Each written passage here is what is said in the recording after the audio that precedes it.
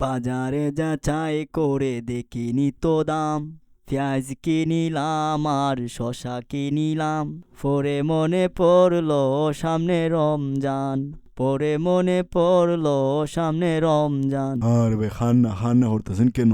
তোমার বউ মারা গেছে নাকি? তোমার খাফর কুলা কেন? আরে ভাই, আমার বউ মারা গেছে না, গেছিলাম বাজারে, গিয়ে দেখি সদাই পাতির এত দাম, দোকানের টাকা আমি ঠিক মতো দিতে পারি নাই বলে আমার আমার সব জামা কাপড় খুলে রেখে দিছে। আ আর ভাই কোন কি? আমিও তো বাজারে যাইতেছি, রমজানের বাজার করতাম, দেখাতে এত এত দাম। আরে ভাই, তুমিও তোলে আন্ডার ফ্যান পরে যাইও, তোমার কাছে যদি টাকা না থাকে তোমারও ফ্যান খুলে রেখে দিব, সদাই পাতির যে দাম।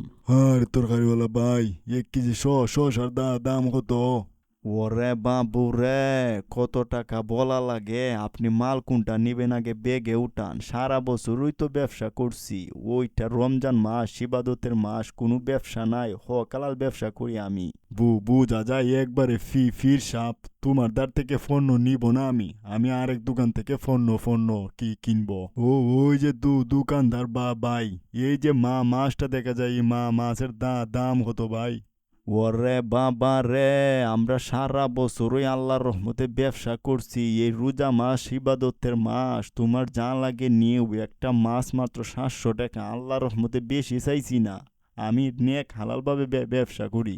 ওরে বাবু রে, ইফতারের সময় সামান্য জুস করে খাইমু, সামান্য ফল কিনে নিয়ে আসি। ভাই, ফল কত টাকা করে ভাই? ওরে ফলওয়ালা বাবা, আমারে 1 কেজি আপেল আর 1 কেজি মালটা দেও বাবা রে, ফল তোমার ভালো হবে তো?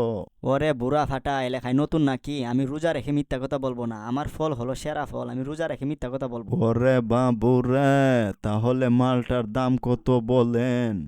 মালটার দাম হলো 550 টাকা। রোজার মাসে বারবার কথা কইলে আরো দাম বাড়বে, আমাদের সামান্য ব্যবসা করতে দেন, এই মাসেই তো আমরা ব্যবসা করার সুযোগ, সারা বছর কি আর ব্যবসা করতে পারি না?